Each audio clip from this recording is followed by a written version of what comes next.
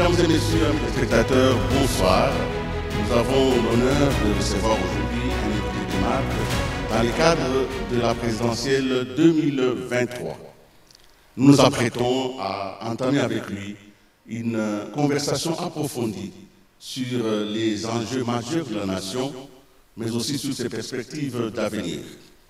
Nous donnerons donc à notre invité de marque l'opportunité de développer son programme, ses idées, son génie éventuel, et nous lui permettrons de répondre aux questions de journalistes qui, pour ce soir, vont me rejoindre d'ailleurs sur ce plateau. C'est Jacques Moulouba et Myriam Boketou, à qui je demande de venir me rejoindre. Je vous en prie.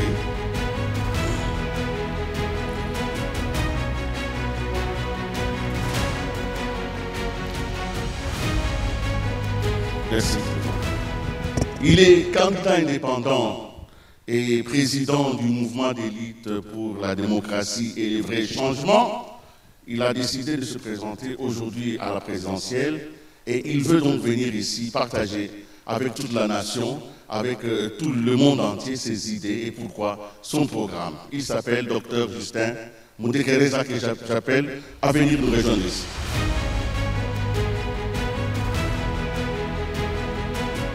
Bienvenue.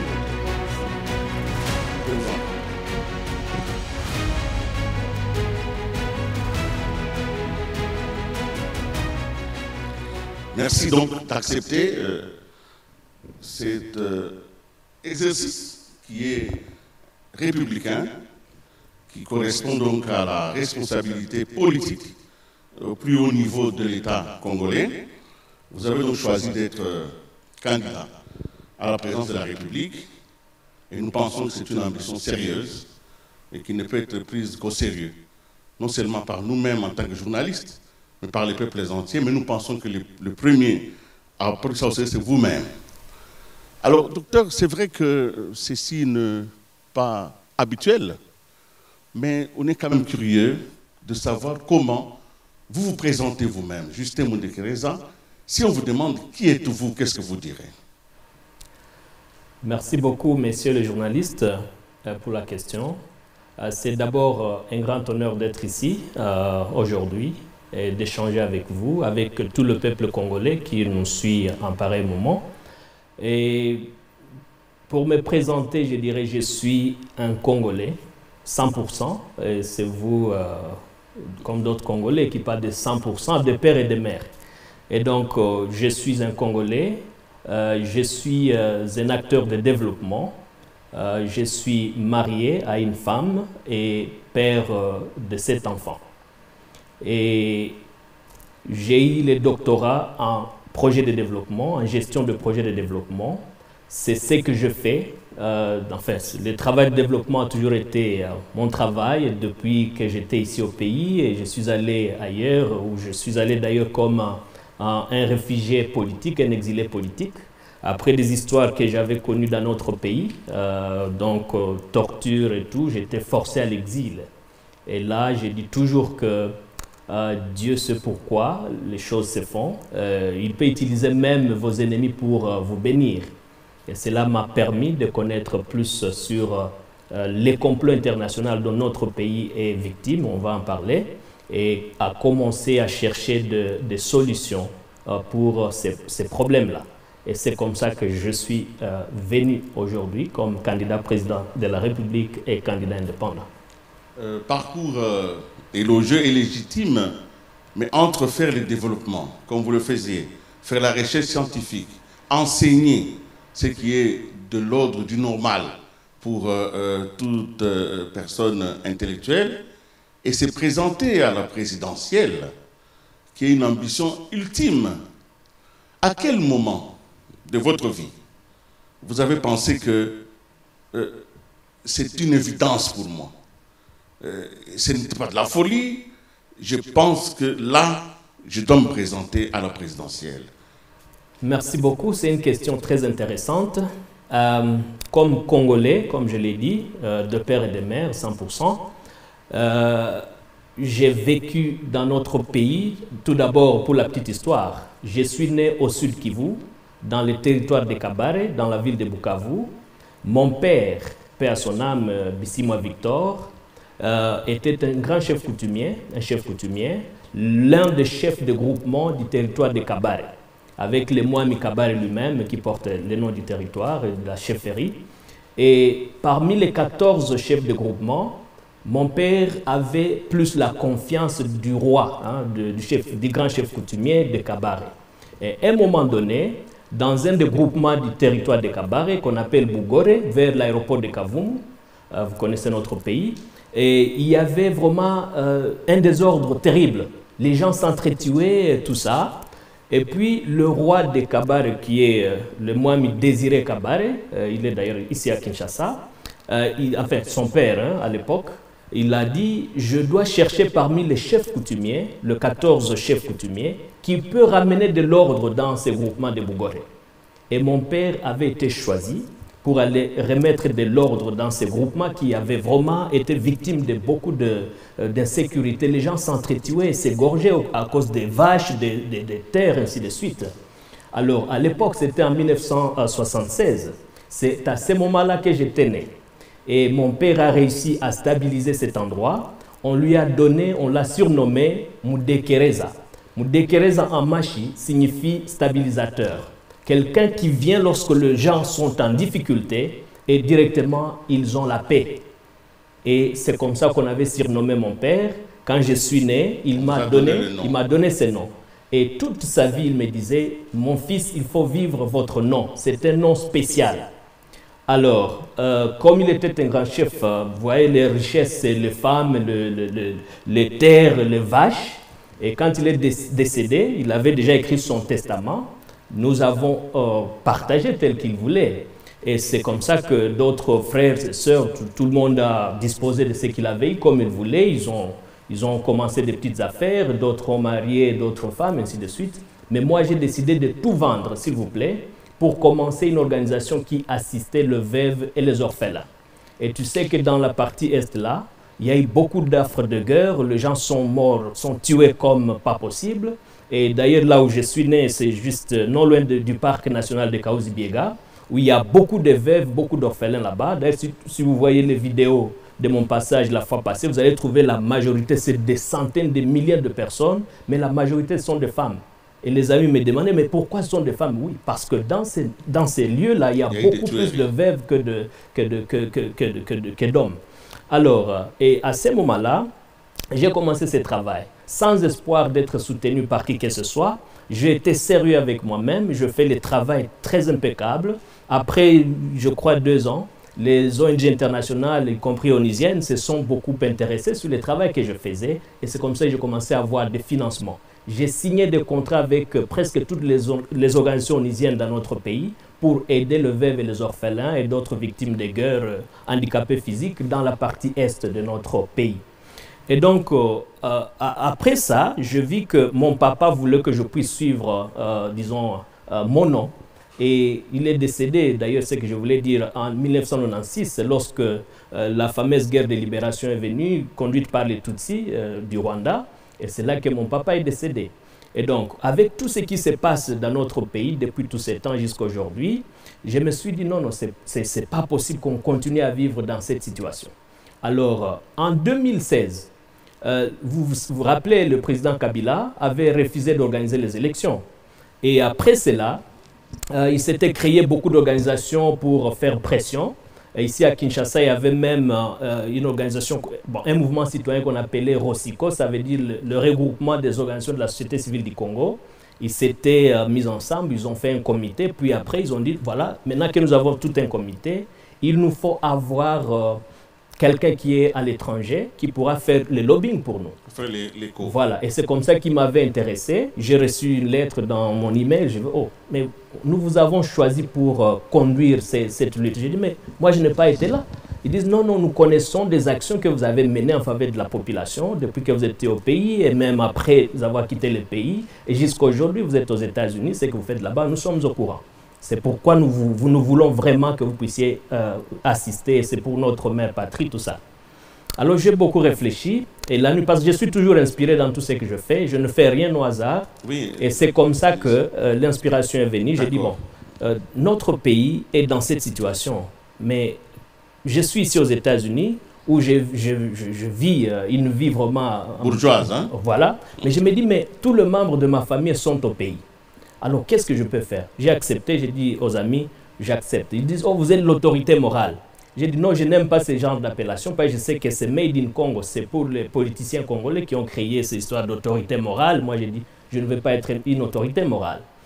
J'ai dit, vous pouvez m'appeler votre chargé des relations extérieures. Et c'est comme ça que j'avais commencé à les aider dans des contacts, les renvoyer un peu d'argent, et ainsi de suite. Jusqu'en 2018, les élections finalement ont eu lieu. Et là, tout le monde s'attendait à un changement dans ces pays. Alors, les élections sont passées, comme vous savez tous les Congolais savent. Bon, je ne vais pas y revenir. Et après les élections, les Rosico a convoqué une assemblée générale. Et la question unique était, nous étions en train de nous battre pour le changement dans notre pays. Est-ce que nous avons eu les changements que nous cherchions à travers ces élections qui viennent de se passer? Alors, la réponse était non. Parce qu'on a vu un président de la République quitter les fauteuils et laisser un autre. Mais les systèmes, comme vous le savez, on a fait l'histoire là des coalitions, je ne sais pas moi comment ils ont appelé ça, FCC, et autres. Donc c'était le même gens qui sont revenus, ainsi de suite. Alors le Rosico a dit, nous continuons la lutte pour les vrais changements, parce que ce que nous avons vu est un faux changement. Alors logiquement, bon, comme en philosophie, on ne peut pas parler du vrai lorsqu'il n'y a pas du faux. Ils vous ont donc désigné pour porter les vrais changements. Alors c'est un peu ça. Et c'est comme ça qu'on s'est dit, au lieu de continuer comme un mouvement citoyen, nous pouvons tout faire pour légaliser un parti politique que nous avons appelé le mouvement d'élite pour la démocratie et le vrai changement, MDVC. Merci. Et c'est comme ça que je suis là. C'était important que vous leviez un peu ce coin de Val. Alors, docteur de Kereza, nous allons vous donner la parole, parce que vous êtes là pas seulement pour parler du passé, mais nous sommes à la recherche des idées, ce que vous apportez en tant que candidat, votre programme, parce que c'est de cela qu'il s'agit quand on veut choisir les dirigeants. Nous allons donc vous donner 5 bonnes minutes pour que vous puissiez vous adresser directement à l'opinion, vous expliquer votre programme. Il s'articule autour de combien des piliers, comment vous voyez ce programme se mettre en place et pour quels résultats vous le mettez en place. Donc vous avez le temps, 5 minutes, pour vous adresser à l'opinion et après, maintenant, nous reviendrons aux questions des détails. Certainement que vous ne direz pas tout dans les 5 minutes. Oui, vous avez raison, c'est impossible dans 5 minutes pour un programme vraiment costaud et ambitieux pour ces grands pays. En fait, je ne parlerai pas d'abord de mon programme sans parler de ma vision. Parce que vous savez, la vision est pour un politicien, c'est que la boussole est pour un pilote. Donc si le pilote n'a pas de boussole, c'est fini, il va percuter une maison, un mur et tout, il va se perdre, puis tout le monde va mourir, tout le monde à bord. Mais ma vision est simple et elle est salvatrice pour notre mère patrie, c'est de refonder l'État et bâtir un Congo pour tous. Donc c'est ça ma vision, c'est de là que tout part.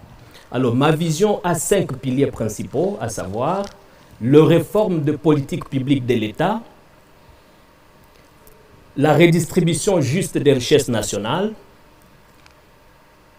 le renouvellement et le rajeunissement de la classe politique, la restauration intelligente de l'autorité de l'État, pas la restauration, mais la restauration intelligente de l'autorité de l'État, et enfin, la coopération bilatérale et multilatérale. Ce sont là les 5 piliers principaux de ma vision de refonder l'État et bâtir un Congo pour tous. Et c'est de cette vision que j'ai conçu mon programme pour ces pays. Et ce programme est intitulé « La revanche de la politique de développement pour tous sur la politique d'enrichissement de la classe politique dirigeante au détriment de tous ». C'est ça l'intitulé de mon programme. Mais dans ces programmes, comme vous comprenez, je parle de la vision pour bâtir un Congo pour tous. Ça veut dire, nous allons cette fois-ci, pour la première fois dans l'histoire de notre pays, nous rassurer que chaque Congolais se sent mieux dans son pays. que tout le monde se sent vraiment, il dit voilà, ça c'est mon pays, je suis fier d'y vivre. Alors c'est ce que nous sommes en train de vouloir, mais pour y parvenir, monsieur le journaliste, nous devons prendre des décisions courageuses. Et moi j'ai dit dans mon programme au début que au grand mot, il faut de grands remèdes, c'est ce qu'on dit en français. Donc nous sommes dans une situation de destruction méchante de notre pays. Il a été détruit par des gens sans cœur ni foi. Et nous devons tout faire pour nous rassurer que nous avons remis de l'ordre dans la cuisine afin de pouvoir vraiment construire ce Congo pour tout le monde. Et pour cela, la décision courageuse d'abord, c'est de supprimer les institutions budgétivores qui, bien entendu, consomment plus qu'elles ne rapportent à la République. Et parmi ces institutions visées, elles sont nombreuses, il y a le Parlement. Il y a le Parlement, il y a des assemblées provinciales, il y a les gouvernements provinciaux, et tout ça, nous pensons supprimer pour que nous puissions en fait épargner beaucoup d'argent pour nous rassurer que cette fois-ci, nous avons les infrastructures, nous avons une armée tout à fait forte, républicaine, dissuasive, qui fera que ce petit voisin qui nous font la guerre tout le temps pourront quand même avoir peur de notre pays. Alors, de cela, nous aurons bien sûr, dans ces réformes-là que nous allons faire, il y a aussi, c'est ça parle des réformes constitutionnelles, mais il y a des réformes institutionnelles, pardon, ça parle des réformes aussi constitutionnelles.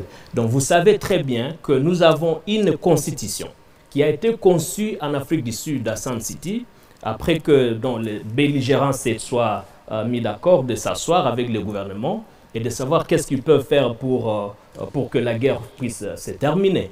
Alors là, vous savez très bien, je ne sais pas si vous êtes au courant, mais je pense comme journaliste, chaque belligérant, chaque groupe rebelle a un parrain quelque part dans un pays étranger. Et chaque groupe rebelle devrait se rencontrer avec son parrain, et le parrain devait dire voilà, mettez ça dans la Constitution, mettez ça dans cette Constitution, ainsi de suite. C'est comme ça qu'aujourd'hui, nous avons une Constitution qui ne peut pas nous aider à développer notre pays.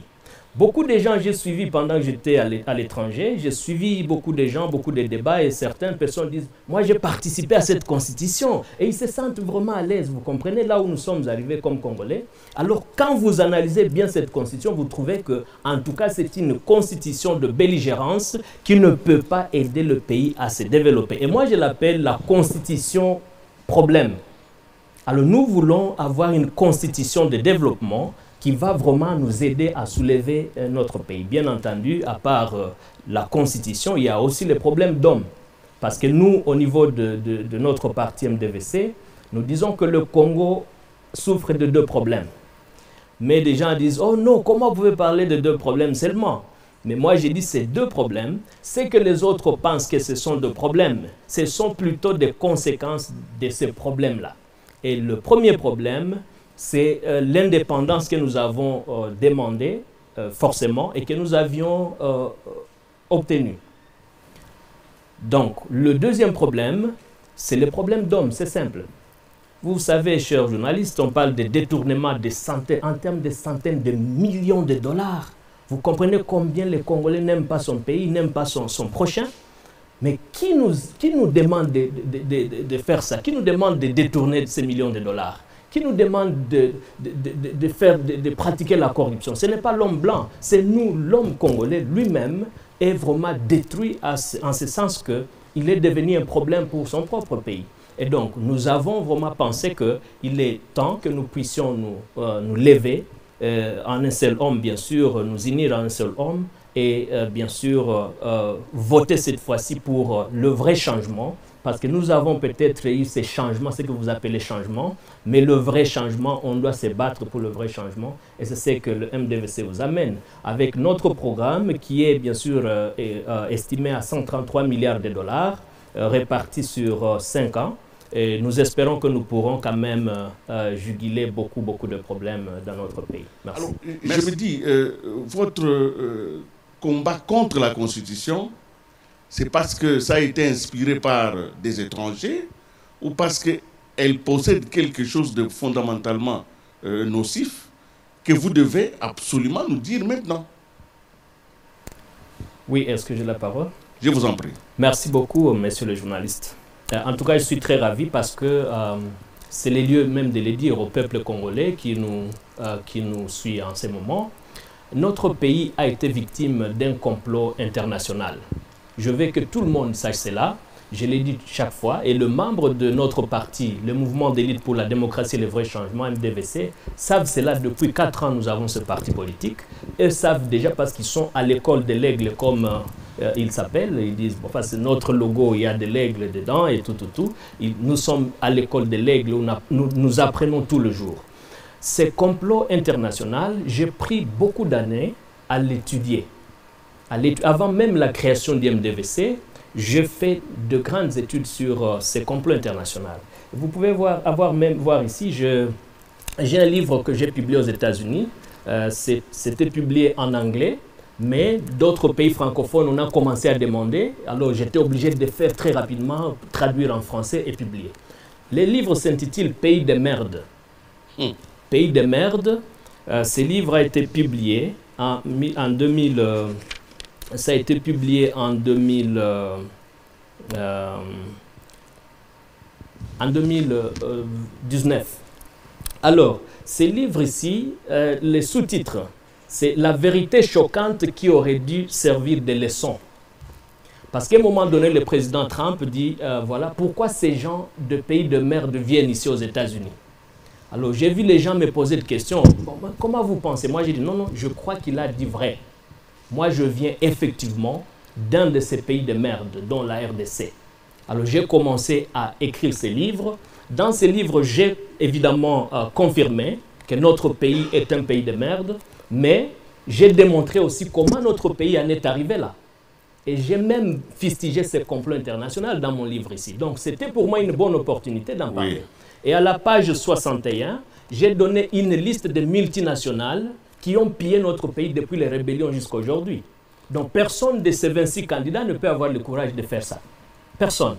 Et donc, si vous lisez ce livre, il est à l'Internet, dans d'autres plateformes de vente en ligne. Donc vous pouvez les lire, c'est un livre très intéressant et vous allez comprendre... Alors, en quoi consiste le complot?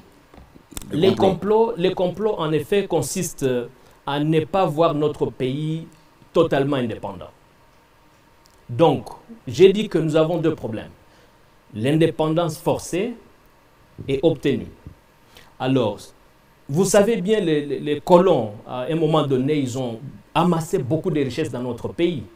Et après, nos pères de l'indépendance leur ont donné seulement combien de temps pour quitter le pays? 2 jours, 48 heures. Est-ce que vous comprenez quelqu'un qui a amassé pendant des décennies? Vous lui demandez de quitter pendant, disons, dans 48 heures, qu'est-ce qu'il va amener? C'est comme ça qu'ils ont décidé de nous maintenir dans un état d'indépendance, de dépendance totale ou d'indépendance partielle. Et nous avons fait ces recherches-là. Et bien sûr, je ne vais pas vous dire comment j'en suis arrivé là, mais comme je disais que Dieu peut utiliser vos ennemis pour vous bénir ou pour vous ouvrir les yeux. Je suis arrivé quand j'ai quitté le pays, j'arrive en Ouganda où j'étais réfugié politique. Le premier travail que je reçois, c'est un travail de manutentionnel. Pour que ma famille puisse trouver à manger, j'ai dû porter des fardeaux dans une société d'un Belge. Après ce Belge-là, il va me dire, mais vous parlez français alors que vous êtes manutentionnaire. Bon, je connais en RDC parce que son papa était l'un de ses colonisateurs ici. Alors il me dit, mais si vous parlez un peu de français, ça veut dire que vous avez été à l'école.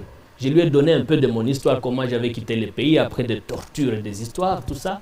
Et alors, c'est comme ça qu'il m'a dit, mais est-ce que vous pouvez me dire qu'est-ce que vous pouvez faire ici si vous étiez le gérant de cette société? Alors j'ai dit, voilà, les cieux viennent de s'ouvrir pour moi.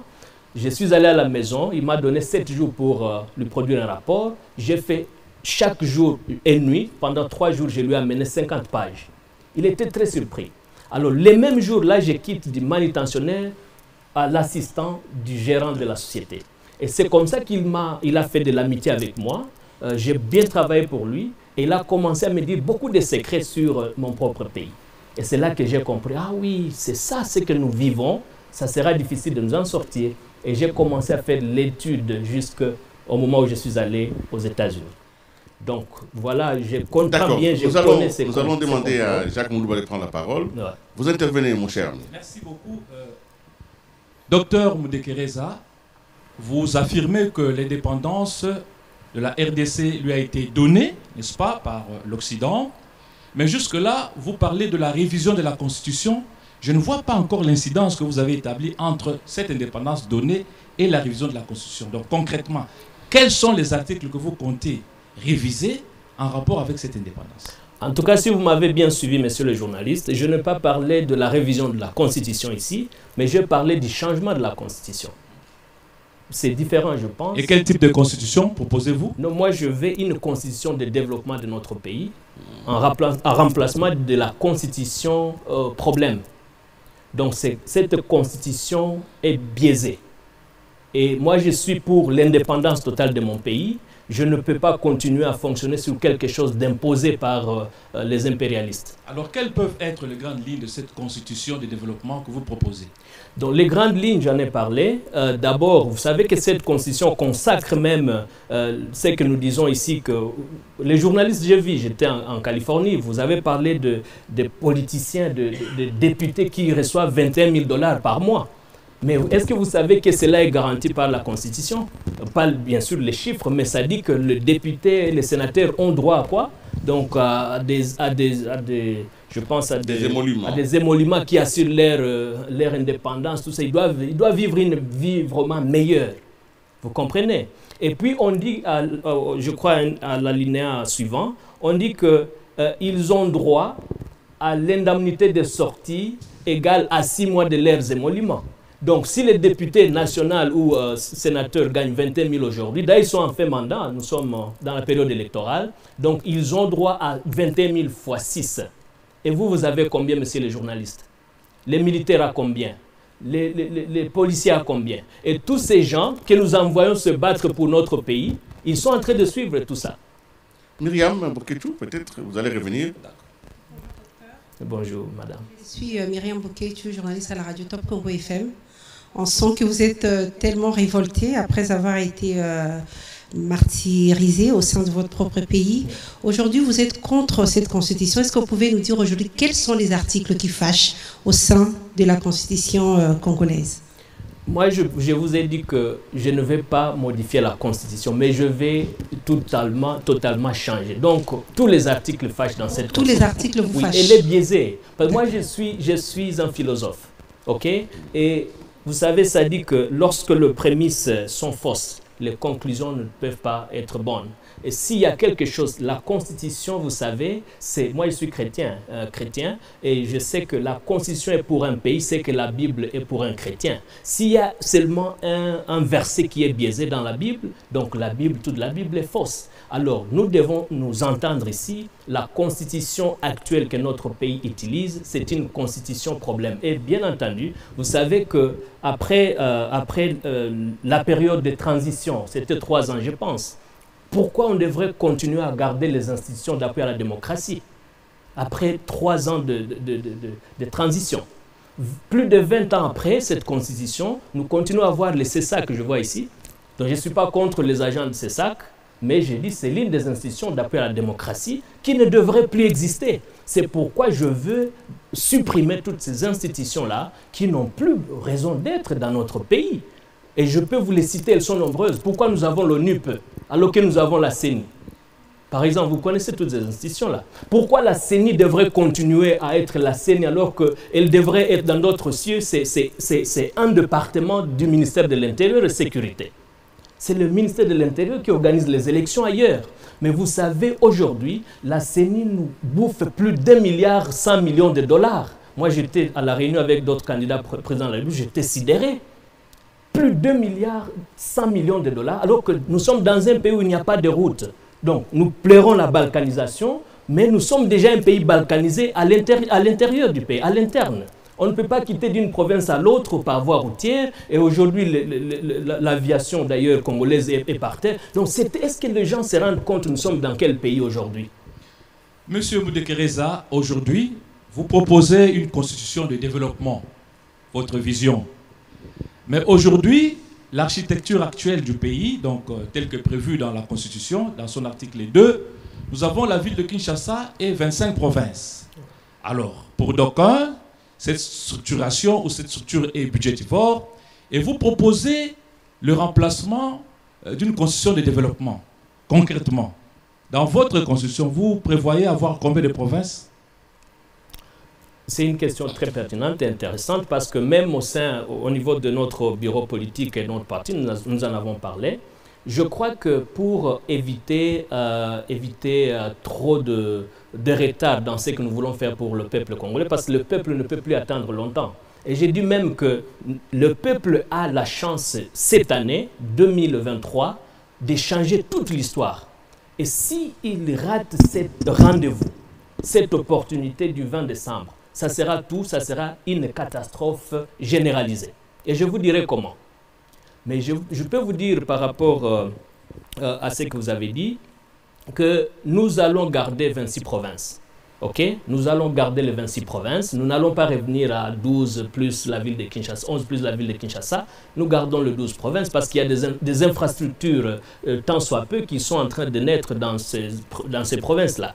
Nous pouvons garder les 26 provinces, mais en fait, nous ferons autre chose que nous avons vu. Il sera possible avec moi au sommet de l'État que vous soyez gouverneur de ma province du Sud Kivu et qu'elle soit gouverneure de votre province, ainsi de suite, parce que là, nous prenons l'unité. Parce que si nous ne sommes pas unis, nous sommes dans un pays totalement délabré, à cause même, il y a aussi les problèmes de tribalisme. Donc aujourd'hui, j'étais sidéré de voir les gens en train d'être molestés, violentés. Une femme en plein air dans une province, je crois Maïndombe, c'est très honteux pour nous. Comment nous voulons que les gens nous respectent à l'extérieur, en dehors de notre pays, alors que nous-mêmes ne sommes pas vraiment capables de nous faire respecter? Et donc, nous devons tout faire pour mettre un terme à ces problèmes de tribalisme et prôner l'unité nationale. Et en prônant l'unité nationale, nous devons montrer que ces barrières-là, nous les avons vraiment brisées. Nous allons aborder un deuxième chapitre. Ouais. Nous comprenons que sur le plan politique et institutionnel, à partir du moment où vous demandez un changement total de la Constitution, donc tout va de soi. Ça signifie qu'il y aura de nouvelles institutions et un autre mode d'organisation du pouvoir. Ouais.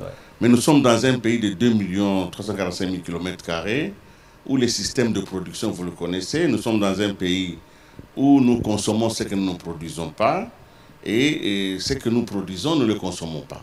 Nous sommes dans un pays donc où le mode de production est essentiel. Alors, quelles sont vos grandes idées économiques? Comment vous pensez produire de la richesse? Parce que je vous ai entendu tout à l'heure dire que parmi les 5 piliers, vous avez la redistribution juste de richesse. Vous avez même parlé de la restauration intelligente de l'État. Comment vous pensez? Quel est le mode économique que vous proposez? Quel système économique vous proposez? Bon, messieurs les journalistes, je vais vous demander une faveur. Avant d'aller là, parce que j'attendais que vous puissiez me poser cette question, mais quand vous ne l'avez pas posée, je vais vous signaler, parce que je parlais de la suppression de certaines institutions, y compris les parlements. Mais vous ne m'avez pas demandé avec quoi je vais remplacer les parlements. Donc, en tant que journaliste... C'est une nouvelle constitution. Voilà. Il vous a demandé quelles sont les institutions que vous allez mettre en place. Vous ne l'avez pas répondu. Mais vous avez le droit de le faire. Merci beaucoup. Et pour remplacer les parlements, nous allons mettre en place ce que nous appelons la conférence de loi. OK? Donc, il ne sera plus question que l'on puisse élire des gens qui vont s'asseoir là en train de sommeiller, ronfler, et à la fin du mois, ils gagnent 21 000 $, pendant que le militaire et le policier ne reçoivent rien, et que le voisin continue à se jouer de nous comme de petits garçons. Alors, cette fois-ci, nous allons remplacer, la conférence des lois suppose, d'abord, par exemple, on dit, OK, les journalistes, vous venez déléguer 3 journalistes, OK, dans la ville-province de Kinshasa. Déléguer 3 médecins, déléguer 3 magistrats, déléguer 3 juristes, déléguer 3... Donc, les corporations, toutes les corporations vont déléguer 3 membres et ils viendront à Kinshasa, donc c'est de province, pendant une semaine. Ils auront seulement une semaine, par exemple, j'ai dit, OK, le gouvernement a besoin d'une loi sur la protection de la femme, par exemple. Et vous avez seulement 7 jours pour mettre cette loi en place. Alors, directement, qu'est-ce qu'on va faire? On va leur payer les billets, les transports, on leur paye les logements, on leur paye ce que vous appelez per diem, on leur paye les logements. Et au bout de 7 jours, ils rentrent chez eux, ils ont terminé à mettre la loi en place. Le gouvernement a la loi sur la protection de la femme. C'est fini. Donc là, on ne va pas... Ça signifie qu'il n'y a pas d'élection, en fait. Il n'y a pas d'élection. Parce que comment vous allez S'il n'y a pas de Parlement, donc il n'y a pas d'élection. Non, il n'y a pas de Parlement. On va élire qui alors? Écoutez, on peut élire d'autres, disons le président de la République. Le Parlement va disparaître. Maintenant, qu'est-ce qu'on va faire? Au niveau des corporations, vous choisissez les journalistes que vous voulez envoyer vous-même. Ce ne sera plus l'État qui va mettre des moyens en place, alors que nous avons un problème, on n'a pas de route ici, on n'a pas une armée vraiment républicaine, et tout ça. Et ce modèle, vous l'avez calqué d'où? Vous l'avez déjà trouvé où? C'est ma propre conception que j'ai proposée à mon parti politique, qui l'a validé. Vous êtes l'initiateur. Oui, c'est une innovation que vous apportez une innovation dans l'arène politique. Oui, du docteur Justin Moudekereza. J'ai même parlé... Et le terrain d'expérimentation, c'est la RDC. Non, ce n'est pas de l'expérimentation. Okay. Non, ce n'est pas de l'expérimentation. Parce que moi, je suis un expert bien éduqué. Justement, vous amenez une nouvelle théorie que vous devez expérimenter. Non, on ne va pas expérimenter. Nous allons implémenter. Il n'y a pas d'expérimentation. Je ne suis pas un médecin ou quelqu'un d'autre. Je suis un docteur en gestion de projets de développement. Et quelle est la différence? La différence entre qui et qui? Non, quand vous dites entre implémenter et expérimenter. Non, implémenter, ça veut dire...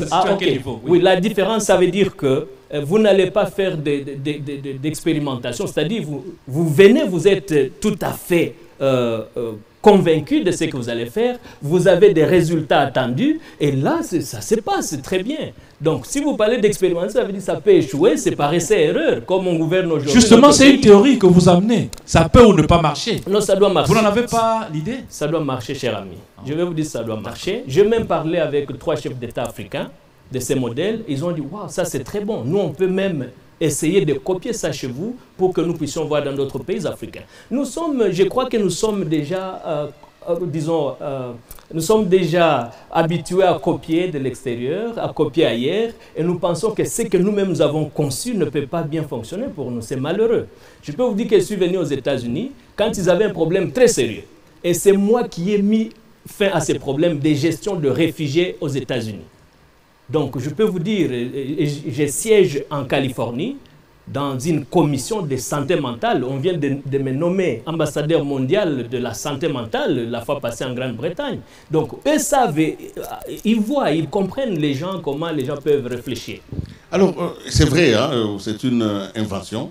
Vous avez le droit, c'est même la force de la candidature, c'est la force de la proposition. C'est au peuple peut-être de décider s'ils vont vous suivre ou pas.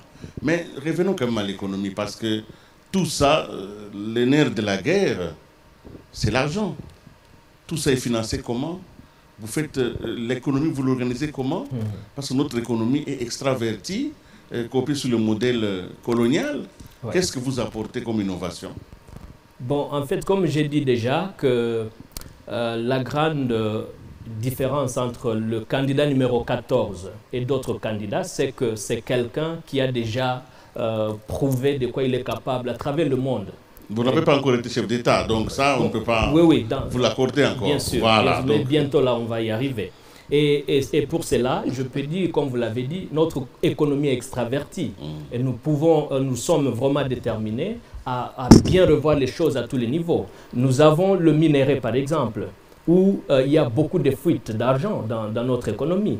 Et donc, nous ferons de sorte que nous puissions revisiter encore les codes miniers pour que nous puissions... D'ailleurs, je vous informe que je mettrai en place une institution chargée d'études, d'études, de recherches pour l'économie de notre pays. Et là, il y aura de grands chercheurs, de statisticiens, des économistes, de financiers, tout ça qui seront dans cette institution-là. Et ils pourront donner des propositions vraiment tout à fait bonnes au gouvernement. Alors, nous allons faire quoi? C'est que nous appelons la bourse de Lubumbashi et la bourse de Kinshasa. Donc, où ici à Kinshasa, on pourra exposer, il y aura des gens qui viendront acheter venant de tous les coins du monde. Et là, ça pourra aussi aider notre économie. La bourse de Lubumbashi, là, nous avons des minéraux, nous avons beaucoup de choses. Donc, là, ça pourra aussi aider. Nous aurons aussi à dédollariser notre économie, c'est très important, pour que nous puissions nous rassurer que les dollars ne circulent plus dans les rues de notre pays, de nos villes. Et ce qu'on ne voit pas ailleurs, ces petits pays qui nous mettent à genoux et d'autres, tout ça, ils ne peuvent pas, on ne peut pas voir le dollar dans leur rue, mais chez nous, on va faire de sorte que l'économie de notre pays soit vraiment une économie forte. Nous allons éviter d'importer plus, nous allons beaucoup produire à l'interne. Nous allons éviter de manger plus que nous produisons. C'est ça l'économie que nous avons aujourd'hui. Et donc, dans notre gouvernance, vous trouverez que nous allons mettre vraiment beaucoup un accent particulier sur l'agriculture. J'ai déjà des partenaires de développement dans ces domaines où nous allons tout faire pour que l'agriculture soit une priorité de priorité. Et comme ça, nous ne pourrons plus importer. Ça fait la honte. J'ai vu la fois passée, le gouvernement envoie des ministres en Zambie pour acheter du maïs. Quelle honte pour nous. Alors que nous avons des politiciens qui nous chantent jour, matin et soir que voilà, nous avons plus de 80 millions de terres arables. Mais qu'est-ce que vous en faites pendant toutes ces années? Et cette fois-ci, nous allons nous rassurer que, en tout cas, cette agriculture est mise en place comme une priorité. Voilà. Oui, monsieur Bouteguerez, en parlant de l'économie, parce qu'on en parle, aujourd'hui la RDC fait partie de la ZLECAf en ce qui concerne la zone de libre-échange. Comment jugez-vous l'appartenance de la RDC au sein de cette organisation? Et aujourd'hui, une fois élu, vous comptez révisiter cet accord ou maintenir ou carrément sortir la RDC de là? Oui, merci madame, mais je vais d'abord recadrer quelque chose. Ce n'est pas si je suis élu, mais quand je serai élu, je sais que le peuple congolais sait comprendre, il est en train de nous suivre maintenant, et il comprend bien qu'il n'y a aucun autre candidat à part le candidat numéro 14. Mais revenant à votre question, quand nous parlons de la zone de libre-échange, moi j'étais en train de pleurer parce que pour adhérer à cela, il fallait savoir d'abord qu'est-ce que la RDC produit. Parce que nous sommes membres de la zone de libre-échange. Mais qu'est-ce que nous nous donnons? Parce que les autres là ont déjà évolué. Je prends l'exemple de ces petits pays voisins, ils produisent. Nous ne produisons rien. Alors nous, on ne fait que consommer ce que les autres produisent. Oui, c'est ça le Congo. C'est pourquoi le pays est à genoux. Parce que les autres là, j'ai une vidéo avec moi où la présidente de la Tanzanie dit en Swahili, parce que je parle cette langue, je suis swahiliphone, elle dit que nous devons tout faire pour prendre des crédits afin de trouver notre chemin de percer vers la RDC. Parce que tout le monde aujourd'hui cherche son chemin pour la RDC. J'ai commencé à réfléchir, puis les larmes sont sorties dans mes yeux. Je me dis, mais donc nous sommes devenus ces pays où les autres veulent percer pour profiter de nos richesses, mais nous ne profitons même pas, nous ne profitons nullement pas de nos richesses. Ce sont les autres qui en profitent. Alors pour répondre très bien à ta question, madame, en tout cas, Moudekereza au pouvoir après les élections prochaines, nous allons sortir de beaucoup d'institutions, de ces organisations internationales, y compris la zone de libre-échange, jusqu'à ce que notre pays soit capable de produire et de trouver ce qu'il peut aussi offrir à cette zone-là. Parce que vous savez, d'autres sont en train de venir. Même le président kenyan aujourd'hui, avant son élection, je pense que tu avais suivi, je te suis beaucoup, madame Myriam, depuis les États-Unis. Il a dit que les Congolais sont des vauriens et qu'ils mettent seulement des pantalons jusqu'ici, c'est ce qu'ils savent seulement, et la musique. Et qu'ils vont produire beaucoup de lait et beaucoup de vaches pour venir vendre leur viande ici et leur lait ici au Congo.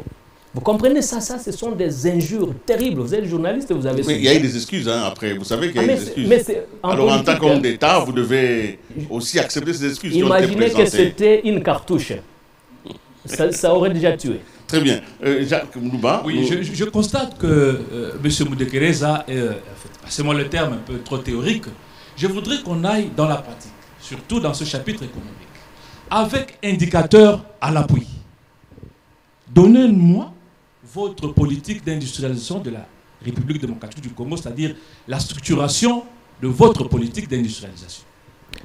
Bon, la structuration de notre politique, enfin, comme vous l'avez dit, je suis théorique, je comprends ce que je veux faire, je connais le problème de la RDC, je le comprends et j'ai décidé de mettre toute mon intelligence. Oui, atterrissez un peu. Maintenant, vous savez, nous avons un problème en RDC.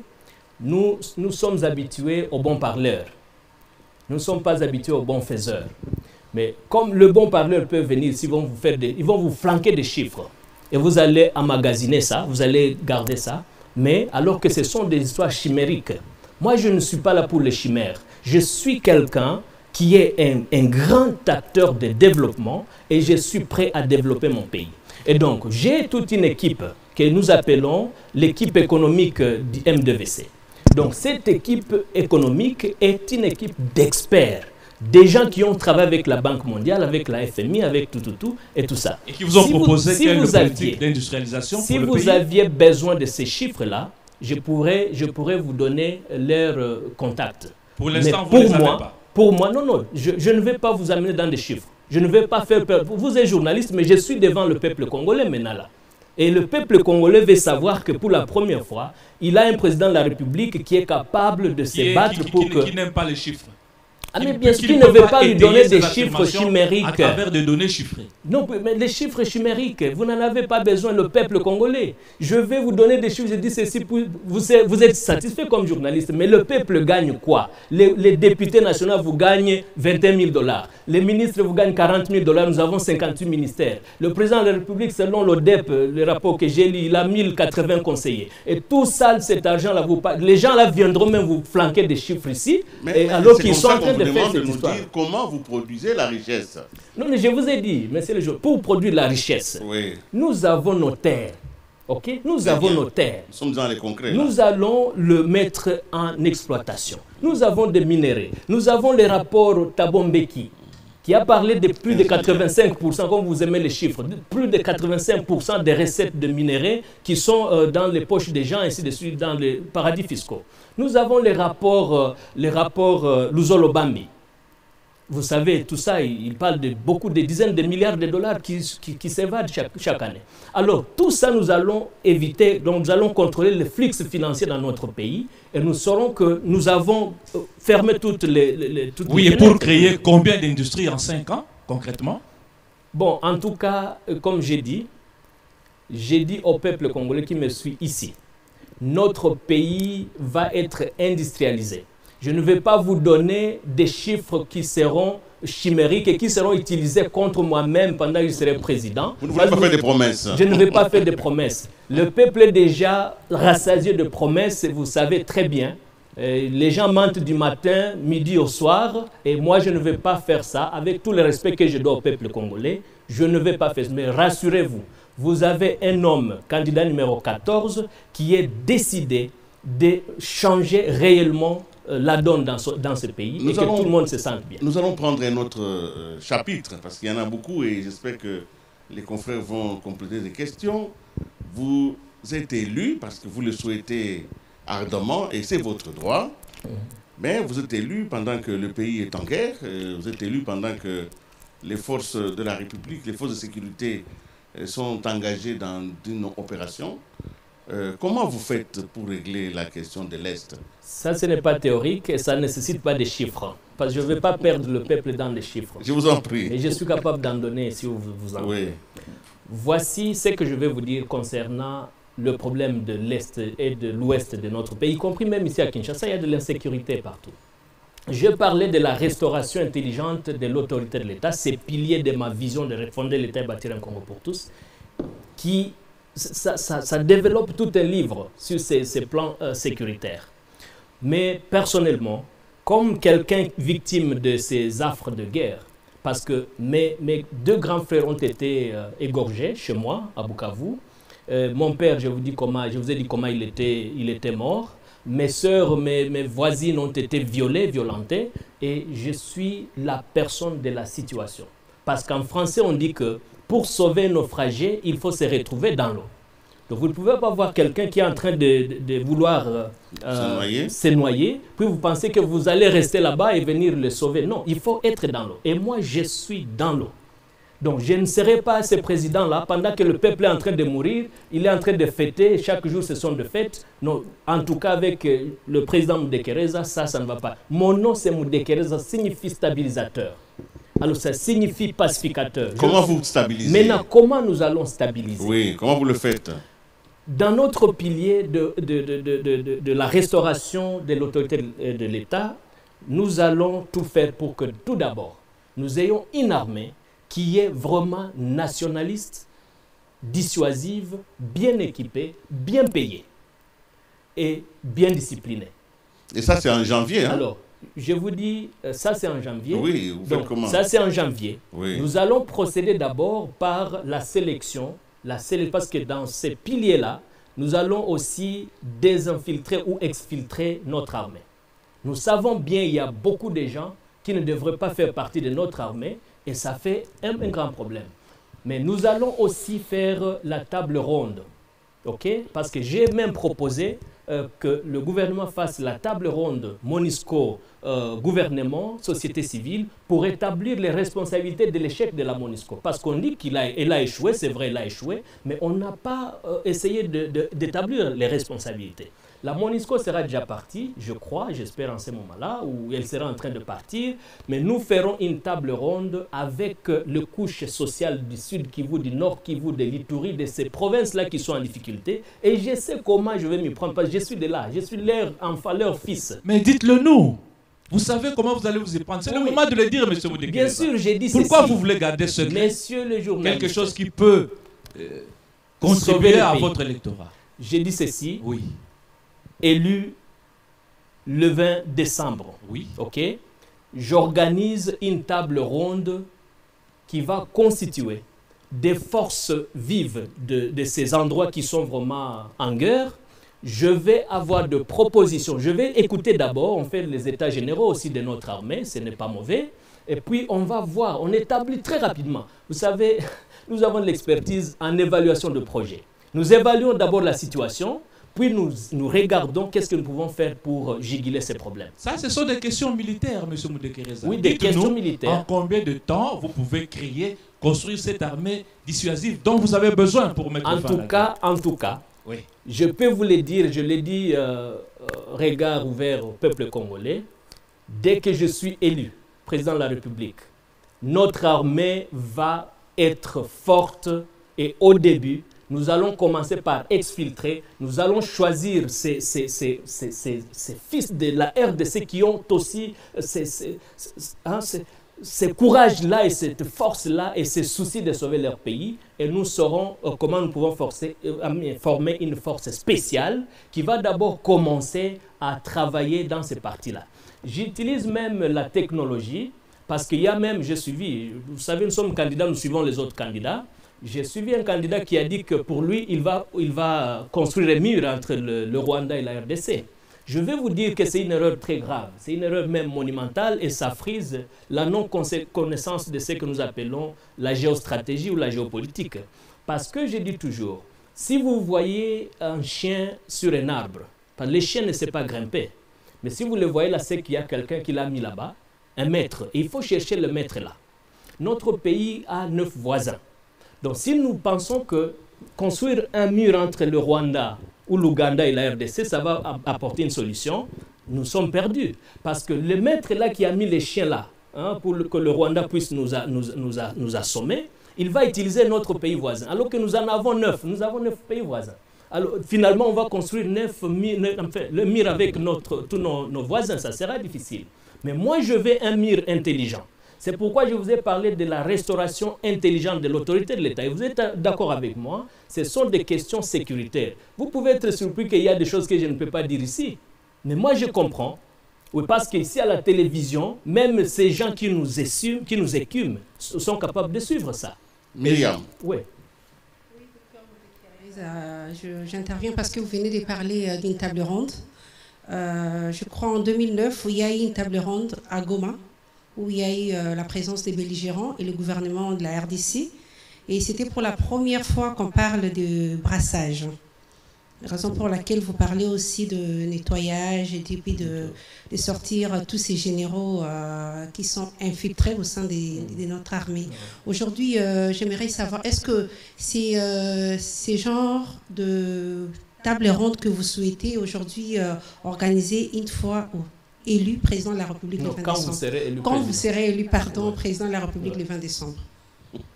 Bon, vous faites de la suggestion sur elle. Hein? Oui, oui. C'est de la suggestion, ça c'est pas bien ça. C'est pas Peut-être parce que vous êtes tellement sûr de vous, hein? On ne sait jamais. Je suis un chrétien, c'est un autre aspect de ma candidature. Je suis un chrétien, je suis un inspiré. Si vous pouvez lire ici, c'est Ésaïe 58, chapitre 12. Vous aussi, Dieu vous a parlé. Bon, je ne le dirai pas, mais je suis inspiré. Okay. Et ma vision est une inspiration pour ce peuple congolais. Donc, Ésaïe chapitre 58, verset 12, ça parle de Moudekereza. Donc, à travers vous, le pays sera habitable. C'est ça Moudekereza. La question, de savoir aujourd'hui, il y a une table ronde qui a été organisée à Goma. J'ai fustigé le problème de gérer les conséquences au lieu de gérer les causes. Alors, la table ronde qui a été tenue, peut-être tout à fait différente de l'autre que nous allons tenir. Et la différence se trouve au niveau de la connaissance approfondie du problème.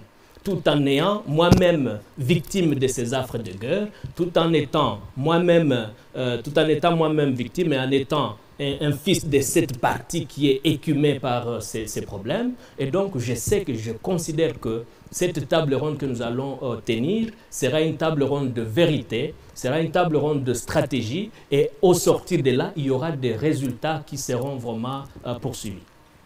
Docteur Moudekereza, nous approchons progressivement, nous avons dépassé déjà la moitié. Ah oui. Alors donc nous allons essayer de trouver l'aéroport d'atterrissage. Donc il faut que vous serrez vos ceintures et que nous soyons chacun sur son siège pour trouver un bon atterrissage. Alors nous allons atterrir par Jacques Moulouba va vous poser des questions sur la justice et les droits humains. Et puis Myriam posera la question sur la femme et la jeunesse. Okay. Nous allons donc les laisser le temps de vous poser ces questions avant de revenir pour la conclusion. Ok, monsieur Jacques. Monsieur Moudekereza, l'un des piliers de votre programme d'action, dont vous avez fait allusion à la refondation de l'État. Alors, bien sûr. Quand on parle de la refondation de l'État, on voit la justice d'un État. La justice qui est l'un des indicateurs d'un État de droit, qui est une aspiration de la République démocratique du Congo. Alors, en observant votre optimisme, c'est vrai, le 20 décembre, en tout cas, les choses vont bien marcher pour vous. Quelle est votre vision sur la justice congolaise en ce qui concerne des réformes à y apporter?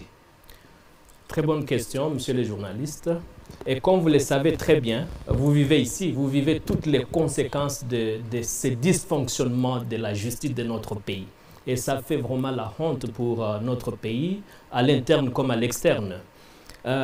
Moudekereza au pouvoir après le 20 décembre, nous allons procéder immédiatement à l'identification de tous ces magistrats, qui travaillent dans cet appareil dans notre pays. Donc nous devons aussi, je crois qu'on aura besoin aussi d'un état des lieux dans ces domaines, mais nous pensons former le magistrat, nous pensons bien le payer, en tout cas bien payer le magistrat pour qu'il ne puisse pas faire une justice à double vitesse, parce que ça cause la honte.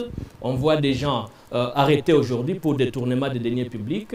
Demain, on les libère. Après, demain, ils sont nommés, je ne sais pas moi, ministre ou je ne sais pas moi comment. Et en matière de gestion de projet, nous avons ce que nous appelons voler pour les chefs et voler avec les chefs. Donc, vous êtes journaliste, vous saurez qu'est-ce qui tient bien dans tous les deux. Mais avec nous sommes vraiment sincèrement déterminés à mettre en place une justice qui sera vraiment bien fonctionnelle dans notre pays. Nous allons utiliser aussi la technologie. Avec nous au pouvoir, vous serez capable même de préparer une plainte à partir de votre téléphone et ça va directement à la justice.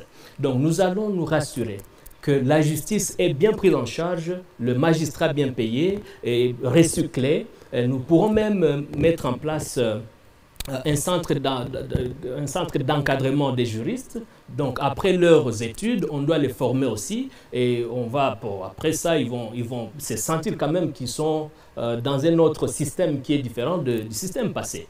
Et donc nous allons aussi mettre en place une justice, qu'est-ce que je dis, un tribunal anticorruption, parce que c'est une nouveauté aussi, une conception du docteur Moudekereza.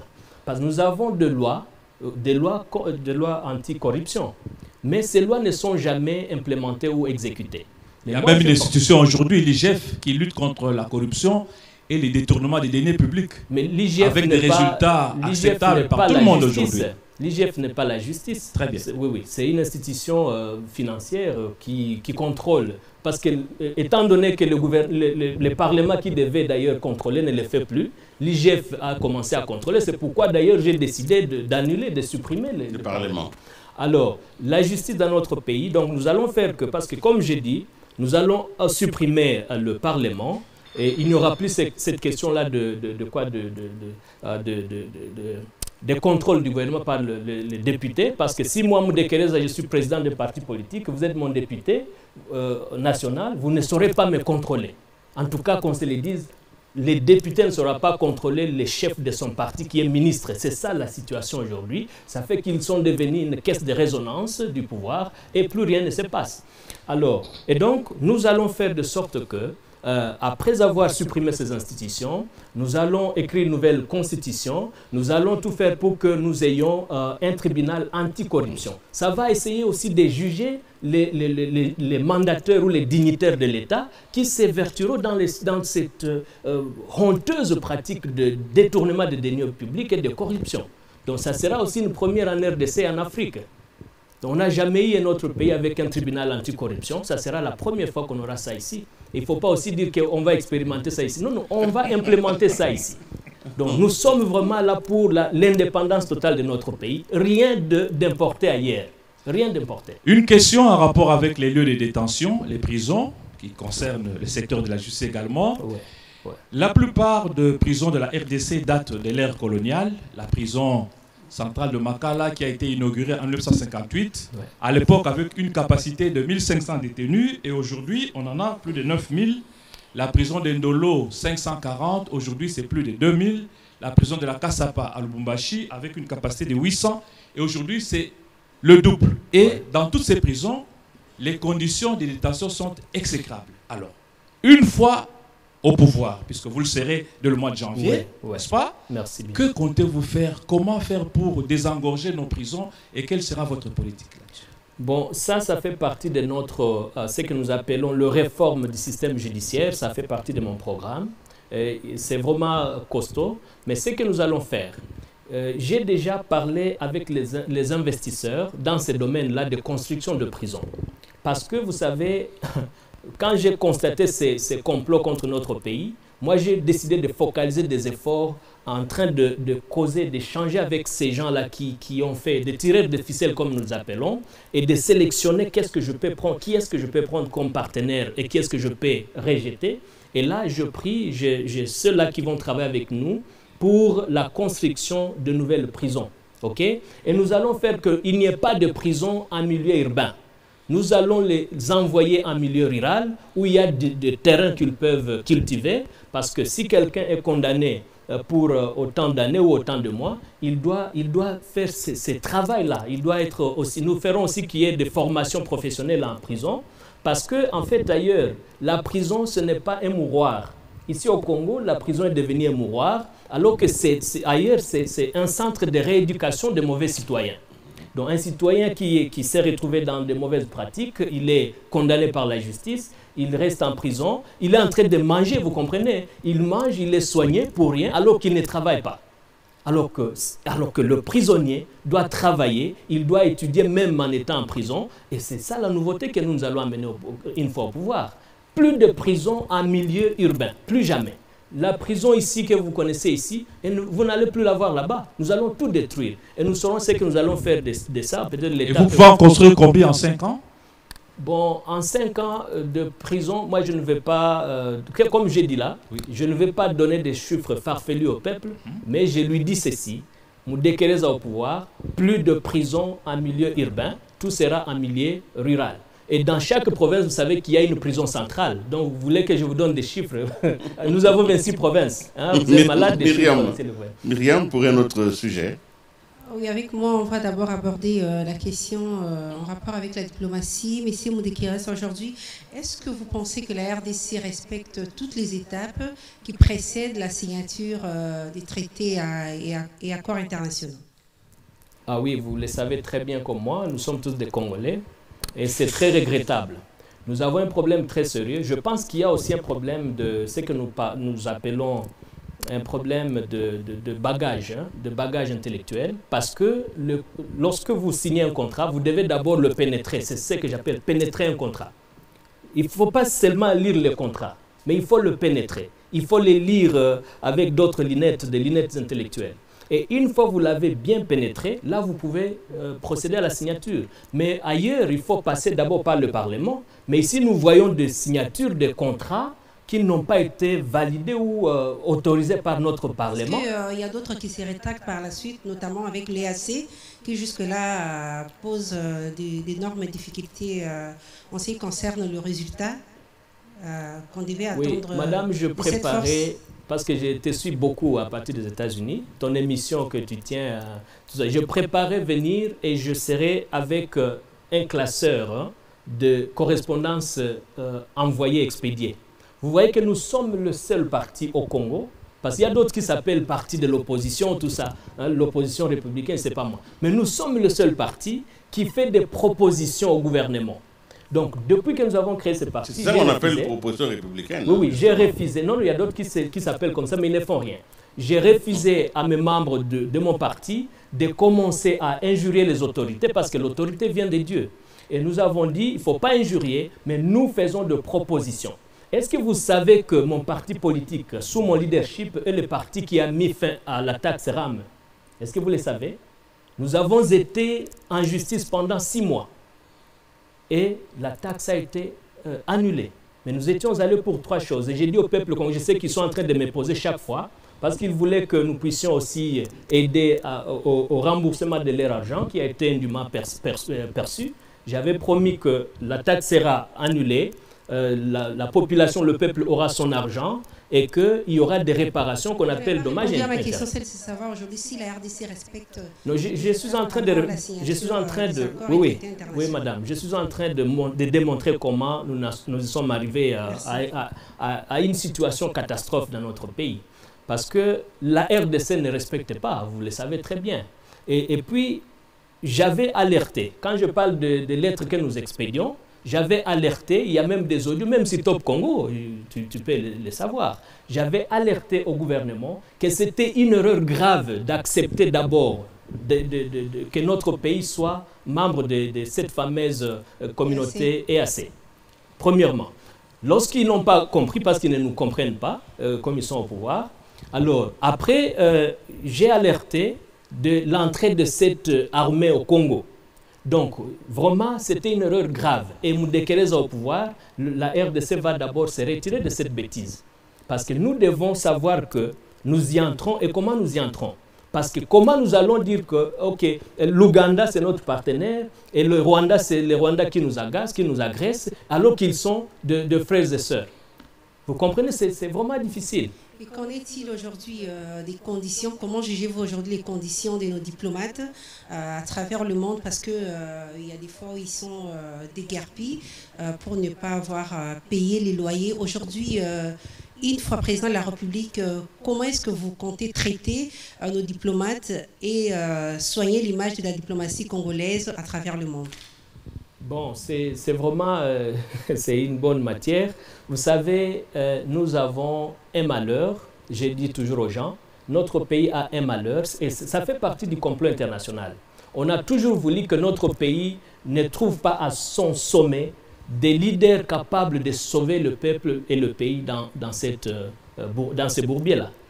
Et donc, madame, dites-moi un peu comment on peut comprendre que les pays dans sa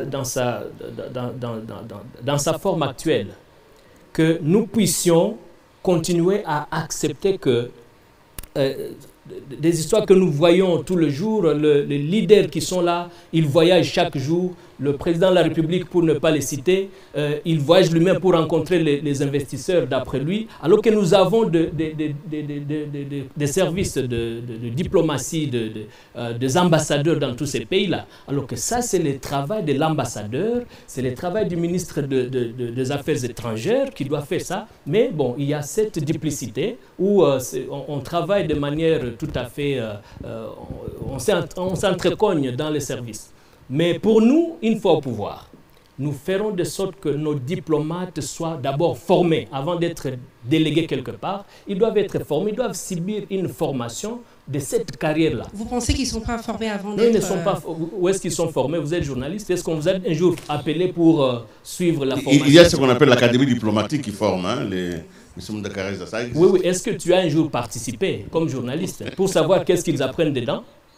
Alors donc c'est ça le problème. Donc nous devons savoir que nous avons des dirigeants qui réellement, au lieu de soigner le pourtour de la plaie, ils mettent le médicament dans la plaie. Et c'est ça le docteur Moudakareza.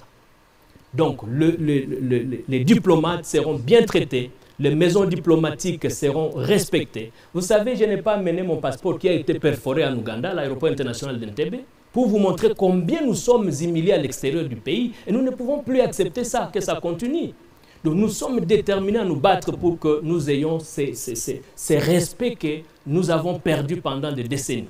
Jacques Moulouba. Oui, M. Moudakareza, la République démocratique du Congo fait partie de beaucoup de regroupements. Nous sommes membres de la SADC, nous sommes membres de la CEAC, nous sommes membres de l'EAC, nous sommes membres de la CIRGL. Une fois au pouvoir, quel est ce regroupement qui vous semble plausible, qui peut faire en sorte que nous puissions y rester? En tout cas, c'est vraiment pertinent. Pour moi, de toutes ces organisations régionales, je n'ai pas trouvé une seule qui est pour les intérêts de notre pays. Pas tous ces gens savent qu'est-ce que la RDC a comme ressources, comme richesse. Et ils sont là pour que nous puissions, vous savez, vous pouvez être en train de jouer au foot, mais vous accompagnez les autres qui vont gagner ou qui vont remporter la coupe. Vous y allez tout en sachant que vous n'aurez rien. Ça fait partie d'ailleurs des histoires que nous déplorons dans notre pays. Donc on sait que notre équipe n'est pas bien formée, qu'elle n'est pas bien payée, mais on l'envoie pour des compétitions là où nous allons perdre de l'argent parce que le pays contribue. Alors c'est la même chose avec ces organisations régionales ou sous-régionales. Donc nous allons étudier avec le peuple congolais quelles sont les institutions que nous allons maintenir, dans lesquelles nous allons rester. Vous comprenez? Et d'autres auxquelles nous allons sortir. Donc, en commençant par cette histoire des EAC, parce qu'elle n'apporte rien de bon pour notre pays. Monsieur Moudakareza, je veux poser quelques questions concrètes en rapport avec le social, la société. Nous avons parlé politique, diplomatie. Alors, dans le secteur de la santé, le pays que vous voulez compter hériter a une politique de la santé aujourd'hui. En ce qui concerne le programme de développement de 145 territoires, le pays a réhabilité ou construit au moins entre 800 et 1000 centres hospitaliers.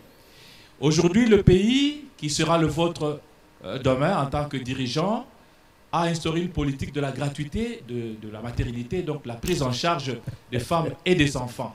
Ça, c'est du concret pour le moment. Alors, demain, quelle sera votre politique en matière de santé? Bon, monsieur le journaliste, c'est du concret pour vous. Et je pense que pas pour moi, pour tout le monde. C'est du concret. Vous pouvez sillonner dans certains centres hospitaliers de Kinshasa ou de province, vous trouverez que c'est la réalité. Merci beaucoup. C'est pas moi qui invente. Je vous le concède, bien que je ne peux pas vous poser des questions. Et je vous ai dit que les dirigeants actuels et passés se donnent surtout la peine de traiter les causes, enfin les conséquences, au lieu de traiter les causes. Moi, Moudakareza ici, j'ai un bon boulot, un bon travail où j'ai un salaire permanent, un salaire décent. Mais je ne peux pas être incapable de payer pour la maternité de ma femme. Alors pourquoi commencer à faire ce qu'on devait faire après, on commence par ça? Pourquoi ça doit être prioritaire? Vous connaissez le nombre de cas de mortalité infantile et maternelle? Monsieur le journaliste. Par manque de moyens pour aller accoucher. Est-ce que vous connaissez aussi les problèmes qu'aura le pays dans les années à venir, à commencer à mettre au monde des enfants, et alors qu'on ne prépare rien pour leur vie à venir? Alors le parent, le mari de ces femmes, peut-être vous... Que les enfants meurent parce que les mamans ont manqué un peu de... On fait des enfants chaque jour parce que la maternité devient gratuite chez vous. Est-ce que vous pensez que la gratuité va favoriser ah oui, la multiplicité? Mais pourquoi pas? Pourquoi pas? Attendez un peu. Bon, heureusement, ça va s'arrêter prochainement. Donc, je ne dirais pas attendez 5 ans, vous allez voir... Donc, vous êtes contre la gratuité de la maternité? Je suis contre la gratuité de la maternité et je suis pour l'emploi décent de tout Congolais majeur pour qu'il puisse lui-même prendre soin de la maternité de sa femme. Personne ne peut être incapable de payer la maternité de sa femme. Dans un pays où vous avez 70% des chômeurs, vous allez donner cet emploi quand? Il n'y en aura pas. Il n'y en aura pas. Je vais absorber. Vous allez faire des miracles pour que... Ah mais bien, pourquoi pas? Pour que dans moins d'une année, tout le monde ait un boulot. Monsieur le journaliste, nous allons créer des emplois comme jamais auparavant. Je vous dis, Vous le n'avez pas 20 peur qu'on janvier, dise que Moudekeza prête serment. On ne dit pas, vous n'avez pas peur qu'on dise que vous êtes un démagogue, vous ne pensez Ah non, pas. non, non, parce que moi j'ai déjà, comme je vous ai dit, j'ai déjà démontré de quoi je suis capable. Aux États-Unis, même si vous ne voulez pas qu'on en parle, je suis arrivé quand les Congolais, vous savez, il y a aussi des Congolais aux États-Unis. Mais c'est aux États-Unis, c'est pas ici. Non, mais je vais vous donner un petit exemple, parce qu'il y a aussi des Congolais comme ici. D'accord. Il y a des Congolais, surtout de l'Est, qui ont été réfugiés dans des pays de l'Est et on les a amenés aux États-Unis pour ce qu'on appelle la réinstallation, pour commencer une nouvelle vie. Mais ces gens, si vous arrivez, par exemple en Californie où je réside, ils sont nombreux dans la rue avec des problèmes de santé mentale. Parce qu'on les a trompés, on les a trompés que voilà, une fois ici, la vie sera rose. Vous comprenez? La vie sera rose, tout ça. Alors, qu'est-ce que nous avons fait? Nous avons trouvé les problèmes et nous avons décidé de proposer des solutions pratiques au gouvernement américain pour résoudre ces problèmes. Et c'est là que moi, je suis le directeur exécutif d'une ONG qu'on appelle New Neighbor Relief, ça veut dire assistance aux nouveaux voisins. Et à cause de moi, depuis 2017, je dirige cette organisation jusqu'à aujourd'hui, certains réfugiés congolais ont déjà acheté des maisons en Californie. Vous comprenez? À cause de mon organisation. Maintenant, pourquoi je vais continuer à aider les États-Unis, qui sont la première puissance mondiale, au lieu de venir aider mon pays, ma mère patrie, la RDC, qui est par terre totalement? Jacques Moulouba, oui, je vais poser une question en rapport avec l'éducation, donc la scolarité, l'enseignement. Aujourd'hui, dans le pays, il y a ce qu'on appelle la gratuité de l'enseignement de base au niveau primaire. Je sais, ça vous fait rire, mais je vais vous donner quand même quelques chiffres, puisque je suis amoureux de chiffres. Oui. Avant l'instauration de ce système-là, on avait 14 319 437 élèves. Et après l'instauration de la gratuité de l'enseignement de base, on est passé à 20 441 415 élèves. Et puis avec un taux d'augmentation de 6 121 928 élèves. Ça, ce sont les statistiques qui viennent du ministère de l'EPST et qui dénotent une augmentation donc de 43%. Ça, c'est l'état actuel. Alors, demain, vous allez innover, vous allez passer au-delà, vous allez tripler ce taux. Quelle est votre politique en matière d'éducation ou de l'enseignement? Si j'ai d'abord ri, messieurs les journalistes, c'est parce que je vous dis que bon, nous sommes au RDVC, nous sommes à l'école de l'aigle. Nous voyons plus loin que d'autres oiseaux. C'est normal. Tout le monde n'est pas un aigle. Puis l'aigle ne vole pas avec des moineaux, comme vous le savez. Mais, messieurs les journalistes, vous avez des chiffres, vous êtes amoureux de chiffres, c'est très bien, c'est bien bon. Mais est-ce que vous savez que pour détruire un pays systématiquement, il faut commencer par détruire son éducation? Quand je vous parle du complot mondial, du complot international, lorsque les Belges ont décidé que notre pays va rester dans cet état, ils ont décidé de détruire aussi notre éducation. Pourquoi nous allons étudier du matin au soir les parties d'un poisson, les nageoires, je ne sais pas moi quoi? Ailleurs, on est en train d'apprendre aux enfants comment faire des innovations. Mais nous, on nous apprend les Soumanguru Kanté, les rois doubles des mers, je ne sais pas. Donc, nous sommes imposés des histoires qu'on ne peut pas faire ailleurs. Et puis, après avoir donné aux Belges 48 heures pour quitter notre pays, et il a laissé toute sa richesse ici, nous sommes rentrés encore demander aux mêmes Belges de concevoir notre système d'éducation. C'est ce que vous connaissez la coopération technique belge. C'est elle qui fait de manuels d'éducation au Congo. Et quel est votre plan, alors, justement? Maintenant. Quel est le plan Moudekereza? Oui, messieurs les journalistes, le peuple doit comprendre où est-ce que nous sommes, d'où est-ce que nous venons, où est-ce que nous sommes et où est-ce que nous allons. Donc, quand j'interviens un peu, je démontre la problématique actuelle. Il faut comprendre qu'il y a une raison pour laquelle je fais cela. Parce que c'est de là que nous partirons pour corriger les choses. Vous comprenez? Et donc, la gratuité de l'enseignement est constitutionnelle. C'est une disposition constitutionnelle. Je ne suis pas tout à fait contre ça. Mais la procédure, comme un expert en gestion de projets de développement, la gratuité de l'enseignement devrait être planifiée. On ne peut pas décréter une gratuité de l'éducation dans un pays. On ne peut pas décréter ça. Ça doit se planifier. Est-ce que vous savez qu'aujourd'hui, il paraît, et vous êtes ici, mais je ne suis pas ici, est-ce que vous savez que dans la salle de classe, on a plus de 50 élèves aujourd'hui, ou même 80, même 100, avec un seul enseignant qui a faim, qui n'a pas de salaire décent, qui ne sait même pas comment sa famille va vivre demain. Et c'est ce même enseignant à qui on demande vraiment d'encadrer tous ces enfants. Aux États-Unis, par exemple, c'est juste un exemple, une classe compte 14 élèves avec 2 enseignants, l'enseignant titulaire et l'assistant. 14 seulement, si c'est plus, c'est impossible. Et c'est ça que vous voulez instaurer ici? C'est le même système? Le même système va venir ici, mais après autant d'années, une vingtaine, cinquantaine d'années. Mais d'abord, prochainement, Mdekereza au pouvoir, qu'est-ce que nous faisons? La gratuité de l'enseignement, nous allons la laisser. Je pense que vous attendiez que je dise qu'on va l'annuler. Non, on ne va pas l'annuler. On ne va pas l'annuler, mais nous allons corriger. C'est comme un médecin fait une opération chirurgicale. Il y a une erreur, il laisse un bistouri à l'intérieur de la personne, puis après il fera une réparation. Nous allons réparer, parce que je suis du secteur de l'enseignement, j'ai enseigné. Okay. Il nous reste 5 minutes. Est-ce que vous pensez qu'aujourd'hui, la gratuité de l'enseignement a détruit la qualité? Parce que vous parlez d'un surpeuplement des salles de classe. Cette fameuse gratuité qui a été décrétée au lieu d'être planifiée en amont, détruit l'éducation de notre pays, et les Belges et les autres sont contents. Parce que, si je peux vous dire, madame, si vous avez des enfants, je ne sais pas, un enseignant, moi je suis un enseignant, j'ai touché la craie, des marqueurs et tout, un enseignant qui ne sait pas comment il va manger chez lui le soir, vous lui flanquez 80, 100 élèves dans sa classe, il ne saura pas contrôler la classe. Comment il va enseigner? Alors, il paraît que même aujourd'hui, même quand il pose des interrogations, il commence à faire les choix multiples. Oui ou non. Et ça devient oui ou non. Alors vous dites non, oui. Et même quand on dicte le point à l'enseignant, on demande, parce qu'il y a un pléthore de la classe, et on demande, l'enseignant demande, tel, vous avez combien? Les élèves dictent le point. Alors qu'à l'époque, nous étions en train de circuler, vérifier élève par élève combien il a eu.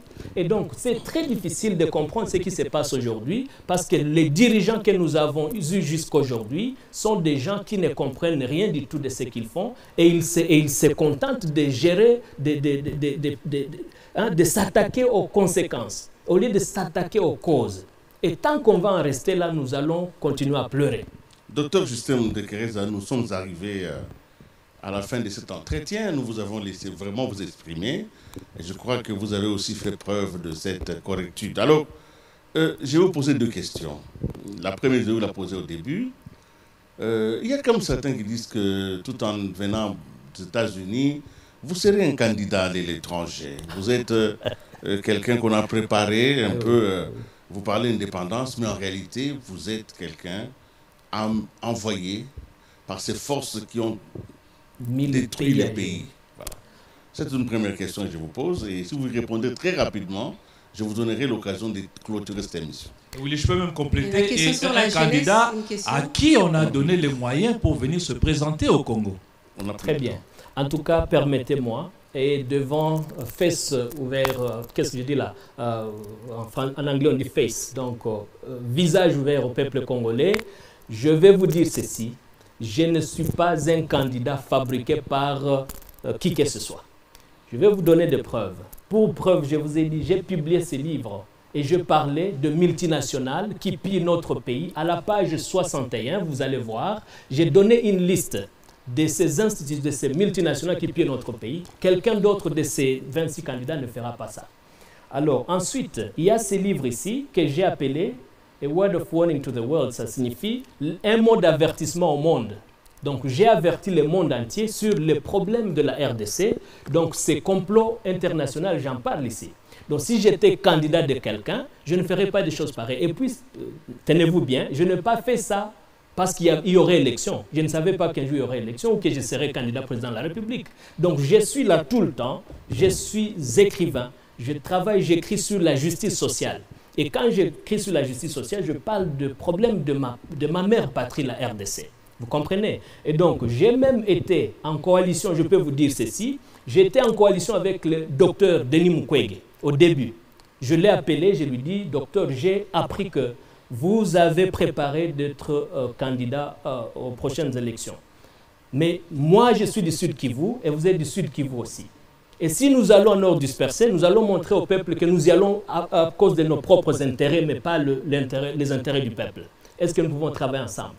Alors, on a fait beaucoup de réunions. Je peux même vous montrer certains messages dans mon téléphone. Et vous n'êtes pas arrivé à vous entendre? Oui, oui, je ne fais pas ça. Mais je dis, je peux. Mais pourquoi est-ce que je me suis séparé d'avec lui et devenir candidat indépendant moi-même? Il est aussi candidat pour lui-même.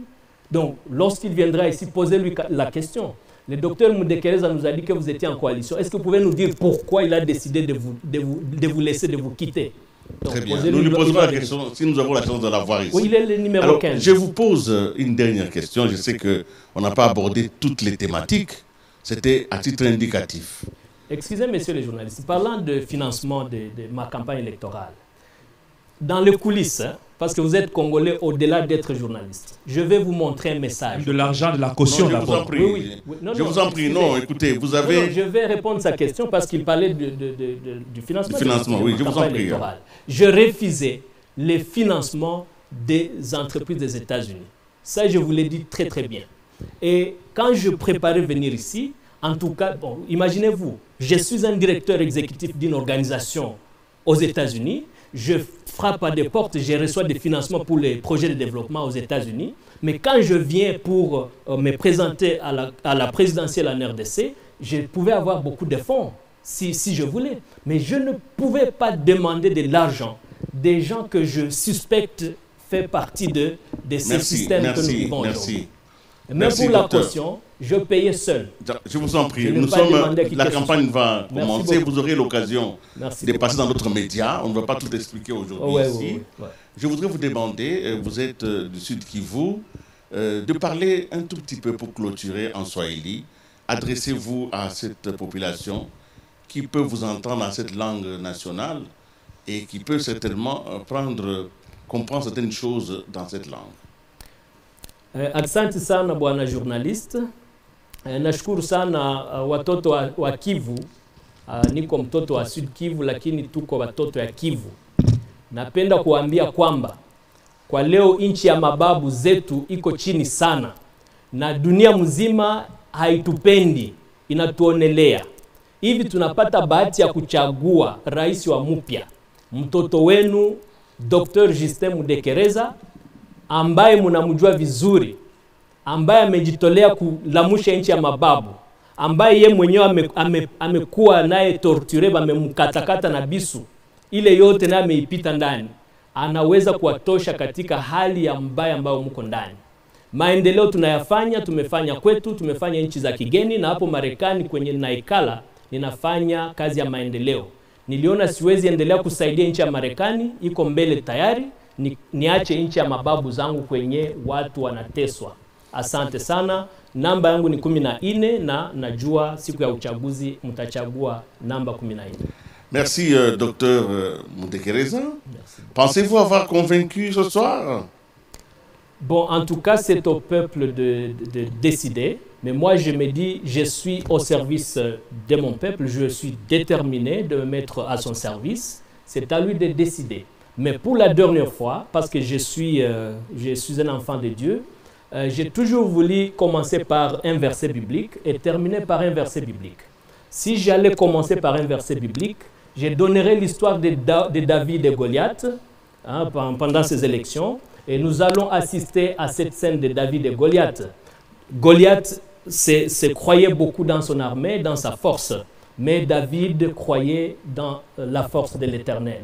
Et à la fin, pour le verset de la fin, c'est dans Jean chapitre 5, verset 1 jusqu'à 7 ou 9.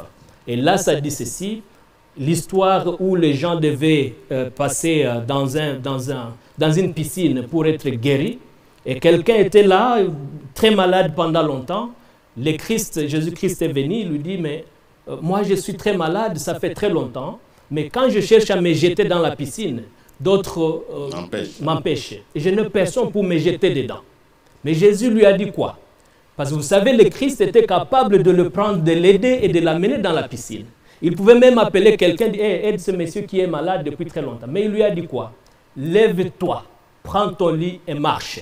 Et j'ai dit ça au peuple congolais, le 20 décembre, vous avez la possibilité de décider de vous lever et de faire se lever notre pays, et nous aurons pour la première fois dans l'histoire de notre pays un changement, le vrai changement que nous appelons le vrai changement. Merci. Et les choses ne seront plus les mêmes. Merci, Dr Justin Moudekereza. Merci à Jacques Moulouba. Merci à Myriam Boketou.